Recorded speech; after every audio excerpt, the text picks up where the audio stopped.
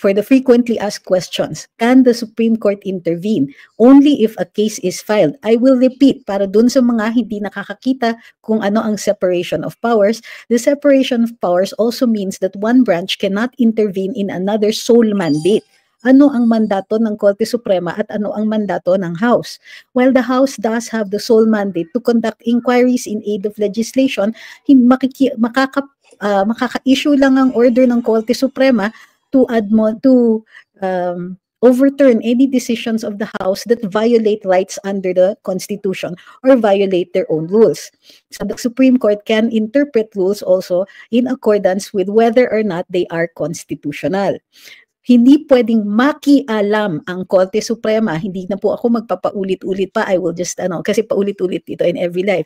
Hindi po pwedeng makialam ang Korte Suprema on their own. Ang mandato nila sa ilalim ng ating saligang batas ay para mag-decide ng mga kaso o kontrobersiya na ihinain sa kanila ng mga petitioners. Ang mga basihan nito ay usually kung mayroong actual case. Kailan may ginawang actual case or controversy, if there is a law or a right, that right has been violated or the law has been violated, there may maitutukoy na tao na nag-violate ng batas na yon at mapapatunayan yung act na yon.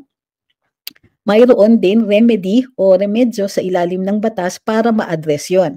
Now, in this case, mayroon naman po maaaring mag-file ng petition for certiorari on the decision of the House of Representatives Committee on Good Governance to incarcerate for contempt Attorney Laika Lopez on the ground that no due process has been observed. Bakit walang due process? Although binigyan siya ng pagkakataon na magsagot ng mga katanungan at i-explain ang kanyang mga actions, hindi siya pinakinggan ng House, hindi siya pinakinggan ng komite dahil maaari pang hindi enough po na maibigyan ng pagkakataon si Attorney Laika na mag-explain, kailangan din objective at papakinggan ang kanyang explanation. Okay? Ang behavior ng ilang mga miyembro ng Kongreso ay may mga fist bump pa sila, nagtatawa at maliwanag na walang intensyon na pakinggan objectively or even otherwise si Attorney Lopez. Now, while this is contestable, a case must be filed with the proper courts. So, kung ang tanong ninyo ay maaari bang mag-intervene ang Korte Suprema, hindi po pwede.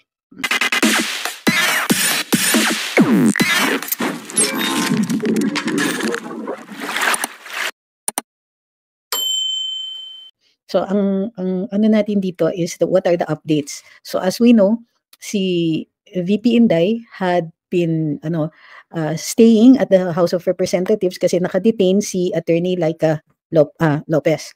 And in the middle of the night, yesterday, there was an attempt to transfer Attorney Lopez to the Women's Correctional, which is a penal institution. Now, ilang beses na pong ginagawa ng ating Kongreso ang mga ito, and even the Senate has been doing it simula nung ginawa nila yon kay Commissioner Nicanor Faldon in the last administration. So, although tinututulan ng mga lawyers ng ilang mga biktima ng ganitong practice ng HOR, nakita natin na in this case, pumalag si Attorney Lopez because sa totoo lang, questionable pa rin yung finding ng House of Representatives ng Committee on Good Governance kung contemptuous behavior nga ang ipinaparatang nila kay Attorney Lopez. Contempt ba talaga yon? Ang sumulat sa Commission Audit with the request na, with the statement na hindi dapat i-forward ang information ng COA to the House of Representatives since there are matters that are still being contested. In other words, hindi pa din po tapos ang mga procedures doon sa Commission on Audit, and therefore, conveying the information to the House of Representatives would constitute behavior that could be prejudicial to any existing cases, as well as to the ongoing proceedings, as well as to any cases that will be filed in the future. Ulitin ko po yon para mas malinaw. Contested pa po ang finding ng na in contempt si Attorney Laika for writing to the COA. She wasn't even the one who wrote, it was on behalf of the office. Gayon pa man, dahil mayroong question pa, mayroon siyang opportunity to file a motion for reconsideration at ang motion for reconsideration na ito ay hindi pa po natatapos, hindi pa po na-decide. Yung finding ng probable cause ay yung finding na contemptuous ang behavior niya ay hindi pa po tapos. Given the lack of finality and the fact na maaari pang i-contest yung basis for contempt, yung pag-transfer kay Attorney Laika and in fact yung pagka-detain sa kanya in the first place should still not have been final. Nung siya ay nililipat, maaari din po itong i-question, ngunit maliwanag na yung pag-question sa kanya, so pag-question dito ay hindi makakapagdulot ng immediate na resulta gawa nga ng sinisikreto ito. Sinisikreto nito dahil alam natin that they attempted to do this in the middle of the night, causing a breakdown, causing Attorney Laika's breakdown last night. Okay? Bago po natin ipagpatuloy, huwag pong kalimutan like, share, follow, and subscribe. Medyo maikli lang po ang live natin ngayon because I do not want to encroach on the live right now of the Zoom meet that is being broadcast on Attorney Harry Roque's Facebook page. So, mabilis lang to because mayroon pong update. Ngayon, nung sinakay finally, first 3 hours, nakabantay, nakaabang, ang tinawag na ambulansya to take Attorney Laika to the hospital, and even if they told her that she was to be taken to St. Luke's, tinala muna siya sa Veterans Memorial Hospital. After that, she was later on transferred after much discussion with the PNP na sumasabay sa kanila, nailipat si Attorney Laika sa St. Luke's. She is not yet all right. She is she is still suffering the effects of her breakdown, but no diagnosis has yet been publicized. Our update is that Senator Bato has accompanied the Vice President, and they are taking turns staying with Attorney Laika. Okay. Now, for the frequently asked questions, can the Supreme Court intervene only if a case is filed? I will repeat, para dun sa mga hindi nakakakita kung ano ang separation of powers, the separation of powers also means that one branch cannot intervene in another's sole mandate. Ano ang mandato ng Korte Suprema at ano ang mandato ng House? While the House does have the sole mandate to conduct inquiries in aid of legislation, makaka-issue lang ang order ng Korte Suprema to overturn any decisions of the House that violate rights under the Constitution or violate their own rules. So the Supreme Court can interpret rules also in accordance with whether or not they are constitutional. Hindi pwedeng makialam ang Korte Suprema. Hindi na po ako magpapaulit-ulit pa. I will just, kasi paulit-ulit ito in every live. Hindi po pwedeng makialam ang Korte Suprema on their own. Ang mandato nila sa ilalim ng ating saligang batas ay para mag-decide ng mga kaso o kontrobersiya na ihinain sa kanila ng mga petitioners. Ang mga basihan nito ay usually kung mayroong actual case. Kailan may ginawang actual case or controversy, if there is a law or a right, that right has been violated or the law has been violated, there may maitutukoy na tao na nag-violate ng batas na yon at mapapatunayan yung act na yon. Mayroon din remedy o remedyo sa ilalim ng batas para ma-address yon. Now, in this case, mayroon naman po maaaring mag-file ng petition for certiorari on the decision of the House of Representatives Committee on Good Governance to incarcerate for contempt Attorney Laika Lopez on the ground that no due process has been observed. Bakit walang due process? Although binigyan siya ng pagkakataon na magsagot ng mga katanungan at i-explain ang kanyang mga actions, hindi siya pinakinggan ng House, hindi siya pinakinggan ng komite dahil maaari pang hindi enough po na maibigyan ng pagkakataon si Attorney Laika na mag-explain, kailangan din objective at papakinggan ang kanyang explanation. Okay? Ang behavior ng ilang mga miyembro ng Kongreso ay may mga fist bump pa sila, nagtatawa at maliwanag na walang intensyon na pakinggan objectively or even otherwise si Attorney Lopez. Now, while this is contestable, a case must be filed with the proper courts. So, kung ang tanong ninyo ay maaari bang mag-intervene ang Korte Suprema, hindi po pwede. Eh, para dun sa mga nagsasabi na bababoy ang batas, even for saying that, you need to prove yourself. Now, while it is true, yes, na parang hindi nasusunod ng maigi ang batas, the way to enforce that is by filing a case. Okay? Hindi nyo pwedeng sabihin, ay nabababoy ang batas kung hindi natin i-enforce ito. Sino ang pwedeng mag-enforce? Yung mga tao who are suffering from the effects. So we will wait for Attorney Laika to file the appropriate case with the Supreme Court or with any other court. Pwede rin naman siya mag-file sa Regional Trial Court. Okay, the IBP does not necessarily, sabi ni Wilson Kaadan, is Attorney Lopez a member of the IBP? If so, may statement na ba ang IBP regarding sa situation? Wala po, and hindi po tayo dapat umaasa doon. Because the IBP's first and primary duty is to defend the bar, yes, but not necessarily defend the members of the bar. So totoo lang, mas harsh pa ang IBP sa mga miyembro nito kaysa sa hukuman. So, but yes, as a member of the bar, they can issue a statement. The fact that they have not might be indicative of where their sentiments lie. Okay, so you are correct. Tama po ang mga kayo na mag-isip na dapat mayroong nag-e-enforce ng batas. Dapat po ang Kongreso mismo ay nag-oobserba ng sarili nilang mandato at ito ay ginaganap nang naaayon sa karapatan ng mga taong humaharap sa kanila. Hindi po nila ginagawa yon. Kung kaya't maayos din po kung mag-file ng kaso kung ito ay gusto natin i-enforce. Gayunpaman, even without the enforcement of the law, even without a case filed before the courts, kailangan pa rin natin i-call out ang behavior ng ating mga kongresista na nagbunga ng ganitong disaster, hindi naman disaster, ng ganitong pang-aabuso, hindi lang kay Attorney Laika, kundi sa lahat ng ginawa nila ng ganito. Not everybody gets the support of the people, pero alam natin na ginawa na nila ito sa ibang tao. Hindi nyo man gusto si Alice Guo, ginawa nila yan. Hindi nyo man gusto sino pa ba yung iba? Si Cassie Ong. Pero si Cassie Ong ay nakakulong pa rin hanggang ngayon. Pag umalma tayo dahil sa ginagawa kay Attorney Laika, lahat yan ay magbe-benefit.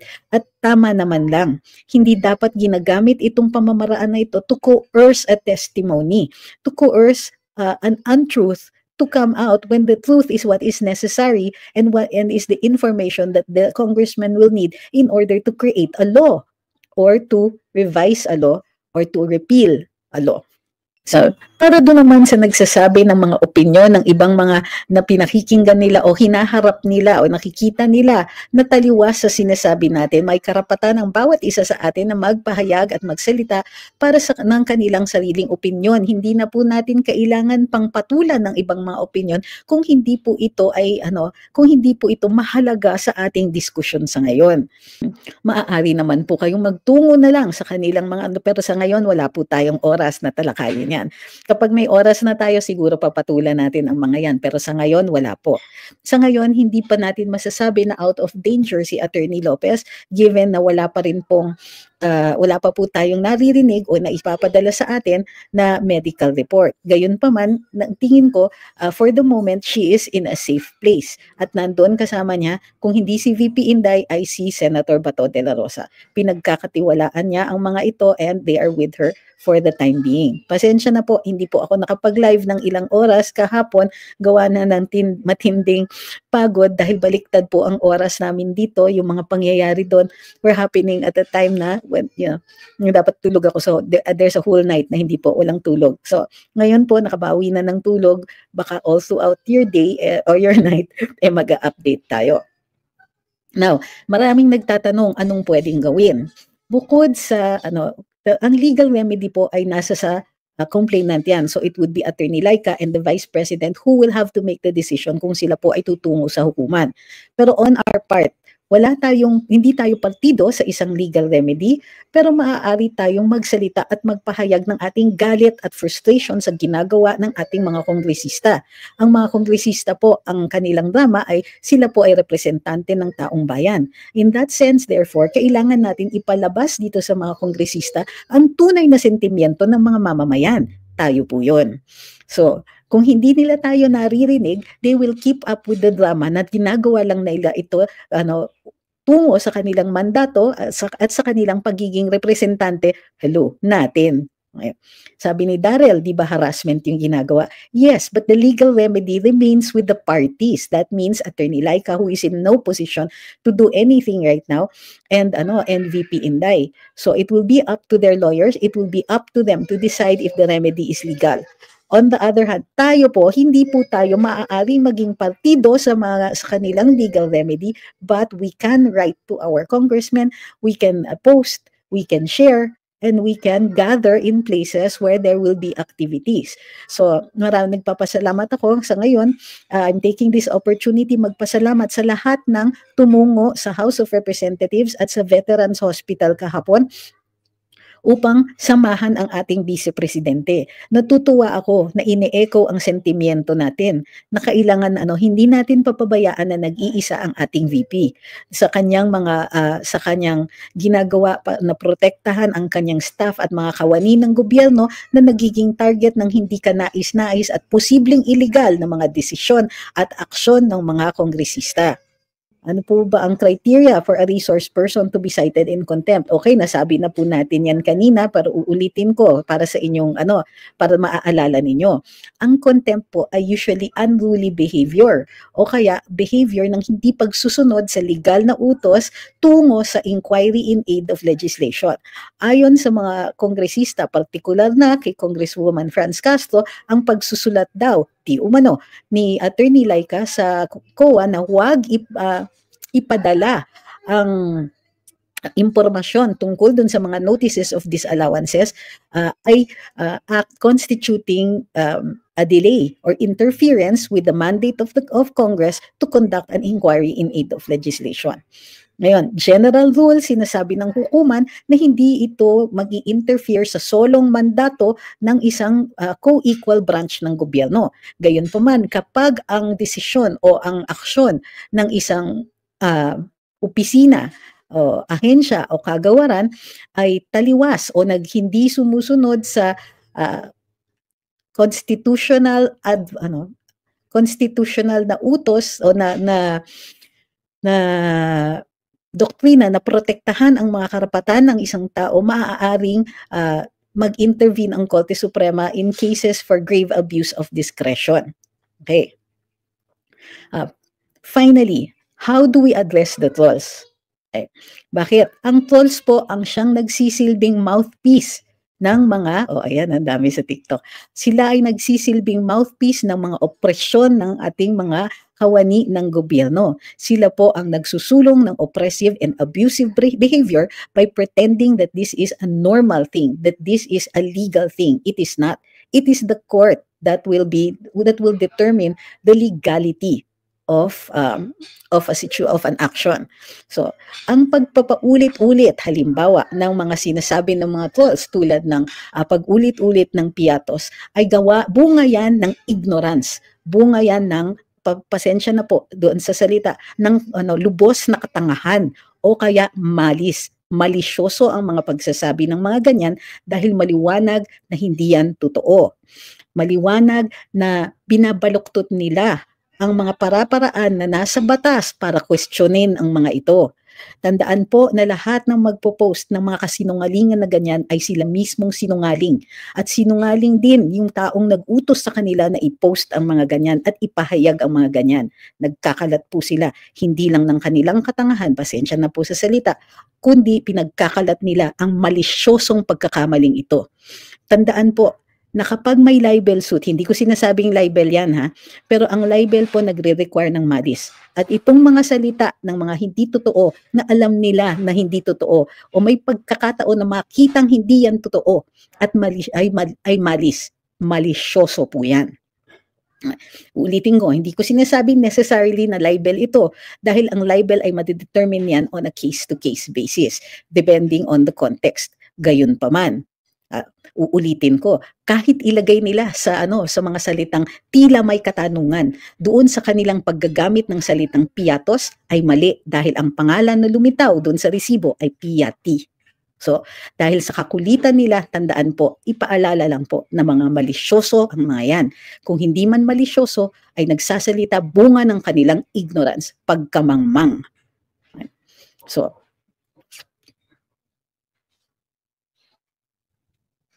Okay. So, muli, yan po ang ating update na nanggaling mismo doon sa mga sa St. Luke's na si Attorney Lopez ay nasa safe na lugar pero hindi pa tayo sigurado sa kabutihan ng kanyang kalagayan. Mayroon pa hindi po natin maaaring i-substitute ang opinion natin para sa opinion ng mga doktor, ngunit nandun siya sa isang safe na lugar at nakabantay sa kanya. Tuloy-tuloy pa rin ang pagbabantay at pag-aasikaso ni VP Inday na hinahalin-hinan naman siya ni Senator Bato. Doon sa mga may katanungan tungkol sa impeachment, hindi po natin maidedetermine yan sa ngayon. Ngunit may mga lumalabas na paratang sa kanya. Bigyan niyo po ako ng ilang pang minuto para ma-explain yung mga yan. Maliwanag, halimbawa, ang sinabi ni VP Inday, naglabas po kasi ng announcement si Executive Secretary Lucas Bersamin na siniseryoso nila ang kahit anumang paratang sa buhay ng ating Pangulo. Tama naman po yon. Ngunit hindi po tama ang sinasabi nilang basehan para dito sa investigasyon na ito. Maliwanag na ang salita ng ating Vice Presidente ay conditional. Ibig sabihin, hindi yan mangyayari at hindi yan paratang. Ang hindi nila pinapansin ay yung pagsasalita ni VP Inday dahil maliwanag sa kanya na mayroon na ring paratang sa kanyang buhay. Mayroon ng threat sa buhay ng ating Vice Presidente.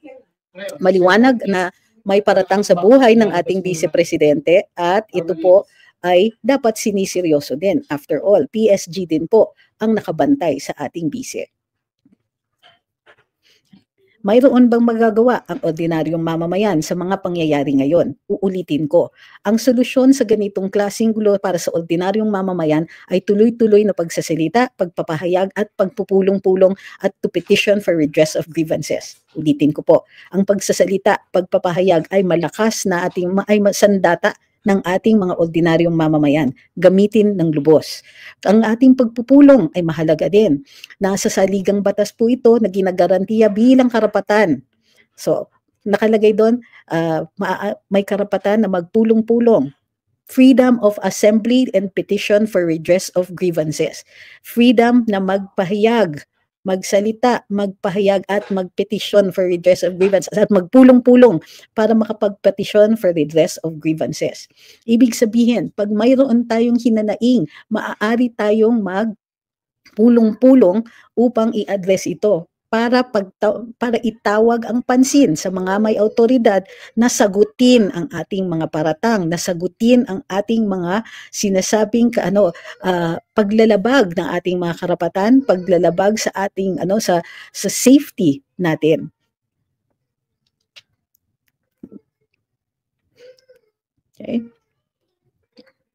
Okay. Wala na po sa St. Luke's si attorney, sa veteran si attorney, nalipat na po siya sa St. Luke's. Double check ko lang ha. Sabi ni Agnes, sabi ni Chua sa interview, tuloy pa rin ang transfer kay Attorney Lopez once discharged from the hospital. Valid ba yon? It is, well, ganito yon, may presumption kasi of validity. That's why the police are there. And therefore, kailangan yan i-challenge at i-overturn ng hukuman. If it is not to be overturned, then it is up to Attorney Lopez to challenge it in another way, whether physically by saying that she's not going to go and so on. Nasa veterans uli. Pasensya na po. Yes, tama po kayo. Nasa veterans na po uli. So tama po dun sa mga gustong tumungo sa veterans, you might not be allowed inside. Gayunpaman, wala pong requirement ng permit para mag-conduct ng pulong-pulong. But I understand that I have to double check this. Paki-check nyo na lang po kung Freedom Park ang Quezon Memorial Circle. If it is a Freedom Park, then anytime pwede pong magpulong doon. Importante din po na paalam sa ating Vice Presidente na hindi natin siya papabayaan o iiwan mag-isa. Okay, maraming salamat po sa nagbigay ng impormasyon na nasa veterans na po si Attorney Laika uli. Ma'am Karen is asking, where can Attorney Lopez file regarding sa pag-transfer niya? She can ask for TRO with the RTC or even with the Supreme Court. It'll be up to her to determine which is the appropriate venue. Pwede po bang ma-libel si Vice sa sinabi niya? Hindi po libel yon. Dahil po ito ay tungkol sa, bukod sa it will be very difficult na kasuhan siya ng libel kasi maglalabas siya ng ebidensya. So hindi po nasa interest ng mga taong na so-called na libel kunwari na alleged libel, dahil pag naglabas ng ebidensya, automatic hindi na siya libel. Diba? Kasi ano ba yung malis? Yung alam mong hindi ito totoo pero sinabi mo pa rin. Sinabi ko kanina, wala akong sinasabing hospital arrest. Sinabi mo kanina na instead dalhin sa correctional ay hospital arrest lang siya. Wala akong sinasabing arrest because I would never use the term arrest. Please don't put words into my mouth because that's very unsanitary. At kaya inilipat pabalik sa veterans. Uy, wow, kasalanan ko. May inutusan ako Rolando Barreto Jr. Ha? Sinabi ko daw kanina na instead dalhin sa correctional ay hospital arrest na lang siya. Kailan ko po yan sinabi? At pakilabas naman po ng resibo ninyo. I don't even use the term arrest when it comes to citations in contempt. Kasi hindi po pwedeng mag-issue nga ng arrest warrant ang Kongreso. Kaya you better change that, Mr. Rolando Barreto, because I never said that. May rally sa labas ng veterans. Yes, tuloy. Para dun sa mga maaaring makapunta, tuloy lang po kayo doon. I would strongly encourage you to make your presence felt. Edzology says, kakamping here, the difference between EDSA, 1986, all phases of opposition came together to end the Marcos regime. Some DDS vloggers are insulting us and pushing us away. I apologize if they are. Although I am not responsible for them, I think that there will come a time when, well, as you know, here in Luminous, we have always advocated for persuasion rather than, insulting, because that's exactly what the trolls do to us. Hindi dapat ganon. Ang iniinsulto lang po dito ay yung mga trolls. So, but yes, I assure you that we have continued to advocate for persuasive methods that are, kumbaga, yung mas madali, yung naghahabol ng kakampi. In other words, this is a campaign. We are not here to be divisive, and we always admonish divisive comments that are here, or not admonish, pero we strongly discourage. I understand Edzology. You are welcome here anytime. Hindi naman po kasi aksidente na si General Torre ang ginagawang enforcer dito. The purpose talaga is to frighten Attorney Lopez. And if that is the response, then they know that this is what is happening right now. Then that is what is, kumbaga, they know na kahit paano nakakapuntos. Okay. Sa mga nagtatanong, pwede po ba daw mag-people power? I think pwede naman po. But it will not happen overnight, and it will not happen if we are insistent on fighting with each other. So yung mga pumupunta dito na kunwari ay DDS o kunwari kakampi natin, pero nagsasabi na dito lang kami na lang sa Davao o kami na lang sa Mindanao o kami na lang mag-secede na kami or anything like that, o kaya mag-a-attack ng mga taga Luzon or mag-a-attack ng mga taong nag-a-update o then that makes things very difficult, diba? So sabi ni Ma'am Christine, this admin is terrorizing its own people. Legal po na yung sinabi ni VP na attorney siya ni Attorney Lopez. Okay. Like I said, legal magsalita, di ba? So that's not an issue. Ang sinasabi lang ni Congressman Chua, at mababaw po 'yan. Ang sinasabi kasi ni Congressman Chua is she's not allowed to practice law. Ang tanong, was that the practice of law? Sinabi ni Attorney Laika, I want you to be my lawyer now. O di sinabi ni VP Inday dun sa yung ginawa ni VP Inday that would constitute the practice of law. Wala. She was there protecting one of her employees, her undersecretary in the office of the Vice President. Okay? So, hindi, mababaw po yun. Ano ba normally ang practice of law? Ang bawal talaga sa kanila is to appear in court. She cannot file pleadings. She cannot represent another person in legal proceedings. Was this a legal proceeding that would require it? I don't think so, and I would disagree. Second is that there were no other lawyers na pinapapasok, and so somebody had to speak up to represent the Attorney Lopez because she cannot represent herself. So, no, kung sa tingin ko gagawin nilang issue yan, the most they can do is file something with the IBP or with the Supreme Court to question whether or not this violates the lawyer's oath. Otherwise, all they have to do is tell her na, oh, you can't do that again. What is the VP doing regarding sa threat sa buhay niya at tangkang pagpapatay daw sa isang security personnel? Anybody that is substituting her besides ba to, because wala pa siyang proper rest, at sure ako walang yung laing matino. Okay, ganito po yun. I think that the VP is still within her faculties and knows what to do. She is quite capable of deciding what the situation needs and what can be addressed at the moment. She can take care of herself, and but yes, Senator Bato is there also, not just to help her out with Attorney Lopez, but also to help her out in case na yun nga, pag gutom siya, mayroong humahalinhin sa kanya. Yun po yung purpose ni Senator Bato sa makapag-stay dyan. And very few people are actually being allowed in. Kaya kudos kay Senator Bato at nandyan siya para kay VP Inday. Good evening. Sa dami ng members ng House of Representatives, walang gaanong naninindigan kundi si Kong Marcoleta lang. I understand that Kong Ungab will be going there. He is not in the area at the moment. He's not in Metro Manila. So I'm sure na he will be there very soon, as soon as he is physically capable of doing so. Well, of course, Kong Pulong had already let his sister use his office, so may contribution na siya dyan. But understand this is a patronage system. Ang mga kongresista, isa-isa, may iba dyan nagsasabi kay VP Inday, as she had mentioned, na pasensya na ha, kaya lang kasi kailangan ko yung ganito, tatakbo kasi ako, may eleksyon, etc. So we are aware that this patronage system means na kinukubra ng mga nasa highest positions lahat ng pera and then they give these out to those that they favor. It's patronage. And it is insidious and it constitutes the huge backbone of corruption in the country. So I think that we really have to stop asking these questions and start stating them as categorically as possible. Bakit walang kongresista na gaganto? Ang sabihin niyo, bakit lahat kayo, kamayorya sa inyo, sa Congress, ay sunod-sunuran kahit illegal o immoral na ang ginagawa ng House Speaker at ng kanyang mga minyones?